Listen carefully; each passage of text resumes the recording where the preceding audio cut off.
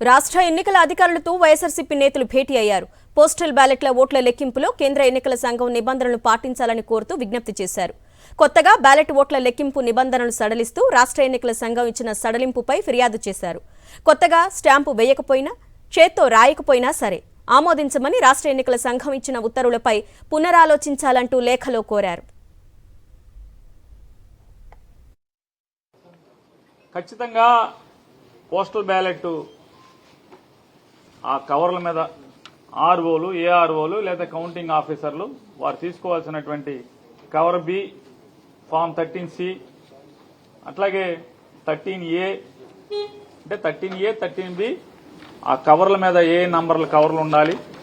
దానిలో ఓటరు ఆ ballot paper number రాయటం, లేకపోతే వారి పోస్టల్ వారికి ఓటర్ లిస్ట్ లో ఉన్నటువంటి క్రమ సంఖ్య ఏది ఉందో దాన్ని రాయటం, వారి పోలింగ్ స్టేషన్ నంబర్ రాయటం, అలాగే ఇతనే ఆ పోస్టల్ ఓటు వినియోగించుకున్నటువంటి ఎన్నికల్లో ఎన్నికల బాధ్యత నిర్వహిస్తున్నటువంటి ప్రభుత్వ అధికారి ఎవరో అతనికి ఓటు ఎక్కడుందో ఇతనే అని చెప్పని అటెస్ట్ చేస్తూ ఒక గెజిటెడ్ అధికారి సంతకం పెట్టి స్టాంప్ వేయాలి అని గతంలో ఉంటే, కొత్తగా ఎలక్షన్ కమిషన్ ఏం చెప్పిందంటే ఒకవేళ స్టాంపు వేయకపోతే గనక అతని చేతి రాలుతో డిజిగ్నేషన్ రాసున్నా కూడా వ్యాలిడ్ చేయండి అని చెప్పారు. చేతి రాతతో అతను ఎక్కడ అధికారిగా పనిచేస్తున్నాడు, ప్రస్తుతం ఎక్కడ ఉద్యోగం చేస్తున్నాడు అనేది కూడా రాసి, చేతితో గనక రాసి సంతకం పెట్టుంటే గనక దాన్ని కూడా వ్యాలిడ్ చేయండి అని చెప్పని ఎలక్షన్ కమిషన్ ఆఫ్ ఇండియా నియమావళిలో అందరి రాష్ట్ర ఎన్నికల అధికారులందరికీ కూడా పంపించడం జరిగింది. ఇది అందరు కలెక్టర్ల దగ్గర, అందరు ఆర్ఓల దగ్గర, అంటే జిల్లా ఎన్నికల అధికారుల దగ్గర, అలాగే అసెంబ్లీ నియోజకవర్గ రిటర్నింగ్ అధికారుల దగ్గర, అందరి దగ్గర కూడా ఇది ఉంది.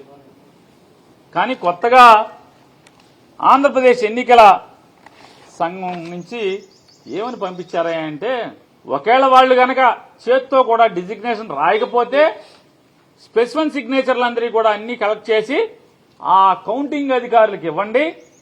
ఆ కౌంటింగ్ అధికారులు ఇచ్చిన చోట ఒకవేళ వాళ్ళు స్టాంప్ వేయకపోయినా, చేత్తో రాయకపోయినా ఆ స్పెసిఫిక్ సిగ్నేచర్ చెక్ చేసుకోవచ్చు అని చెప్పి నేను ఇచ్చారు. దీని మీద మా అభ్యంతరాన్ని వ్యక్తం చేశాం. ఎందుకంటే ఆ స్పెసిఫిక్ సిగ్నేచర్ కి అంటే ఒకటి ముందు భారతదేశంలో ఏ రాష్ట్రంలో కూడా ఈ వెసులుబాటు లేనటువంటి ఇంటర్ప్రిటేషన్ ఈ రాష్ట్రంలో ఎందుకు ఇచ్చారు? ఒకవేళ మీరు ఏదైనా ఒక రాజకీయ పార్టీ మీకు ఈ సందేహాన్ని వెలబుచ్చితే మీరేం చేయాలి? కేంద్ర ఎన్నికల సంఘానికి ఇక్కడ రాయాల్సింది, ఇక్కడ ఎంత పెద్ద అభియోగాన్ని, నేరాన్ని అవతల చేస్తున్నారు, మేము ఇచ్చిన పెద్దానికి మీరు కేంద్ర ఎన్నికల సంఘానికి రాస్తున్నారు కదా, మరి దీన్ని ఎందుకు రాయలేదు? రాయకుండా మిగతా రాష్ట్రాల్లో లేనటువంటి వెసులుబాటు ఈ రాష్ట్రంలోనే ఎందుకు ఇచ్చారనేది మా అభ్యంతరాన్ని వ్యక్తం చేస్తూ మీరు పునరాలోచించాలి.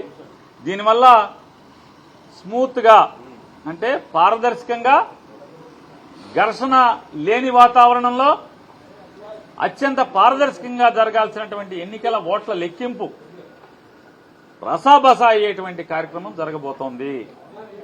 ఎందుకని మీ స్పెసిఫిక్ సిగ్నేచర్ పెట్టిన సంతకం మీరు ఏదైతే ప్రొవైడ్ చేసి ఆర్ఓలకు ప్రొవైడ్ చేసినటువంటి స్పెసిఫిక్ సిగ్నేచర్ ఈ బ్యాలెట్ పేపర్ మీద ఈ ఫారం కవర్ 13B, 13Cలో ఉన్నటువంటి మీరు చేసినటువంటి వాటి మీద ఆ సంతకం చిన్న స్ట్రోక్ తేడా వచ్చినా ఎవరో ఒకరు అబ్జెక్ట్ చేస్తారు. ఎంతమంది ఏజెంట్లు ఉంటారు? 15-20 మంది కౌంటింగ్ ఏజెంట్లు ఉంటారు. ఒక్కడు అబ్జెక్ట్ చేసినా కూడా అది అభ్యంతరమే. ఈ గొడవలకు దారితీసేటువంటి పరిస్థితులు. ఎందుకని ఇంకోటి చెప్తున్నాం, ఆ ఇంటర్ప్రిటేషన్ లో కూడా వారు రాసే దాంట్లో కూడా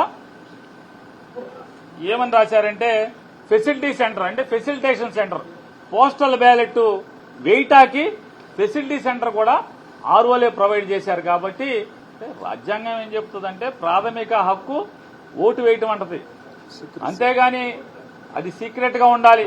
ఈ రచ్చలో ఏమవుతుంది, ఆ ఓటు ఎవరిదో తెలుస్తుంది, చెప్పాల్సిందే కదా. ఓటు ఎవరిదో తెలిసేటువంటి పరిస్థితులు ఉన్నాయి. రెండవది సీక్రెసీ అనేది మనకి రాజ్యాంగం చెప్పి ఎలక్షన్ కమిషన్ ఆఫ్ ఇండియా చెప్పినటువంటి సీక్రెసీ అనేది పోతుంది. రెండవది రచ్చ రభస అయ్యేటువంటి కార్యక్రమం. సహజంగా మనమేముంటాం, బ్యాంకుకి వెళ్ళినప్పుడు స్పెసిఫిక్ సిగ్నేచర్ పెట్టమన్నప్పుడు మానవ నైజం చాలా జాగ్రత్తగా మన సంతకాన్ని పెడతాం. అదే ఒక 100 చెక్కులు ఇచ్చి 100 మీద నీ సంతకం పెట్టమంటే ఖచ్చితంగా స్ట్రోకులు తేడా ఉంటాయి. లేదు నువ్వే 100 సంతకాలు కాగితాలు ఇచ్చి ఒకేసారి 100 సంతకాలు పెట్టమంటే నిర్లక్ష్యం వస్తుంది, విసుగు వస్తుంది.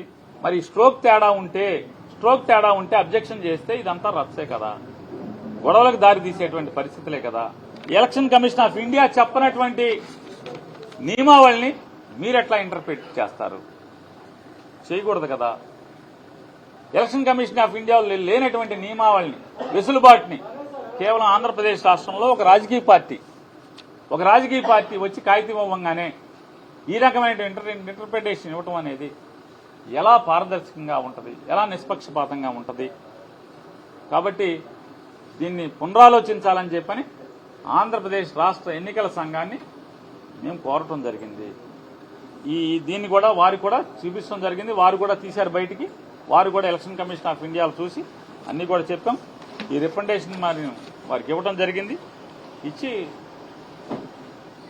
ఫెయిర్ అండ్ పీస్ఫుల్ కౌంటింగ్ జరగటానికి ఈ నిర్ణయాన్ని పునరాలోచించమని చెప్పని, భారతదేశంలో ఏ రాష్ట్రాల్లో లేకుండా కేవలం ఆంధ్రప్రదేశ్ రాష్ట్రంలోనే ఎలక్షన్ కమిషన్ నియమావళికి మీరి అంటే దాటి ఈ రాష్ట్రంలోనే ఇటువంటి సర్క్యులర్ ఇవ్వటం ఎంతవరకు ధర్మం అని చెప్పని కూడా వారిని మా విన్నపాన్ని వారికి చెప్తూ పునరాలోచించి మంచి నిర్ణయం తీసుకోండి. ఫెయిర్ అండ్ పీస్ఫుల్ ఎలక్షన్ జరిగేట్టుగా, కౌంటింగ్ జరిగేట్టుగా ఇన్నాళ్లు కష్టపడ్డారు, మంచో చెడో ఏదో చేసుకుంటూ వచ్చారు. కనీసం ముగింపు అన్నా మంచి ముగింపు ఇవ్వండి